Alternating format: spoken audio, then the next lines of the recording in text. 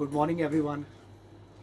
कई बार ना चाहते हुए भी हमारे दिलों के अंदर एक अनजाना सा खौफ रहता है। कई बार इस खौफ की कुछ खास वजूहात होती हैं, लेकिन ज़्यादातर ऐसा भी होता है कि कई बार ना चाहते हुए भी, कोई वजह ना होते हुए भी, फिर भी एक खौफ हमारी ज़िंदगियों में रहता है और हमारे अंदर बैठा रहता है। हम अपनी फैमिली को लेकर, अपने दोस्तों की लाइफ को लेकर, अपने बिजनेस, अपनी स्टडीज़, हर एक बात को लेकर खौफज़दा रहते हैं।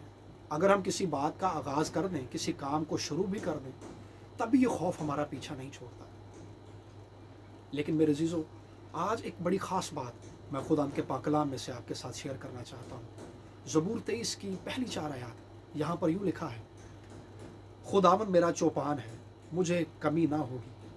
वो मुझे हरी हरी चरागाहों पर बिठाता है, वो मुझे राहत के चश्मों के पास ले जाता है, वो मेरी जान को बहाल करता है, वो मुझे अपने नाम की खातिर सदाकत की राहों पर ले चलता है।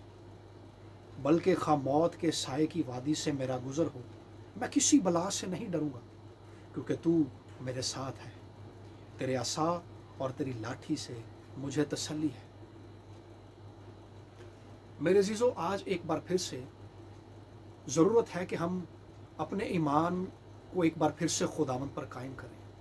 जैसे कि हमने खुदावंद के पाक कलाम में से पढ़ा है कि खुदावंद मेरा चौपान है, खुदावंद मेरा चरवाहा है, खुदावंद मेरा पासबान है, मुझे कमी ना होगी। सो ज़बूर नवीस की तरह अपने ईमान का इकरार आज एक बार फिर से कीजिए, ताकि आप इस खौफ से रिहाई पा सकें। आज ज़रूरत है कि एक बार फिर से हम अपने ईमान को खुदावंद पर कायम करें। खुदावंद के कलाम में लिखा है कि अच्छा चरवाहा भेड़ों के लिए अपनी जान देता है, और हम सब जानते हैं कि हमारा चरवाहा यीशु नासरी हमारे लिए अपनी जान दे चुका है। सो जब वो हमारे लिए अपनी जान दे चुका है, तो इसका मतलब है कि उसके जान देने के वसीला से हमने हर तरह के खौफ, हर तरह की परेशानी, हर तरह की फ़िक्र से आज़ादी पाई है, क्योंकि वो हमारी नजात और हमारी बरहाली के लिए कुर्बान हो चुका है। सो आइए उसकी इस फ़िक्र पर ध्यान लगाएं। जब भी ये खौफ आपकी ज़िंदगियों में आए, जब भी ये खौफ हमारी ज़िंदगियों का पीछा करे, तो इस बात को याद रखिए कि आपकी रिहाई के लिए हमारे चरवाहे ने एक भारी कीमत अदा की है।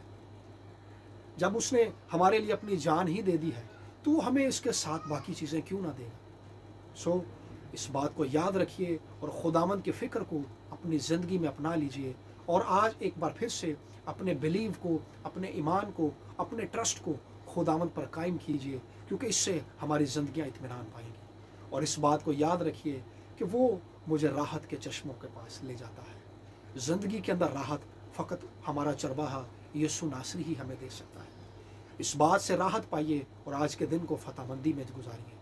मेरे अज़ीज़ों, आज का दिन आपके लिए फतहमंदी का दिन हो और खुदावंद के ज़ोर और क़ुव्वत से भरा रहे।